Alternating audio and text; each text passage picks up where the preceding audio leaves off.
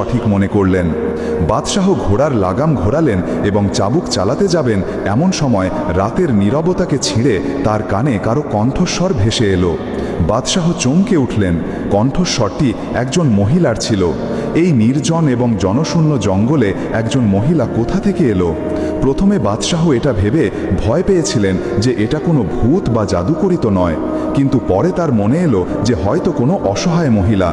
কান্নার আওয়াজ খুব কাছ থেকে আসছিল। বাদশাহ ঘোড়া থেকে নামলেন এবং লাগাম ধরে সেদিকেই হেঁটে চললেন। গাছের ঝোপের কাছে একটি পুরানো কুয়ো ছিল এবং তার কিনারে একটি সুন্দরী মহিলা বসে কাঁদছিল। তার গায়ের রং দুধের মতো সাদা এবং চুল সোনালি ছিল এবং সে পুরানো ছেঁড়া পোশাক পরেছিল। বাদশাহ তার কাছে গিয়ে খুব নরম সুরে জিজ্ঞাসা করলেন, হে মহিলা, আপনি কে এবং এই কুয়োর কাছে বসে কেন কাঁদছেন?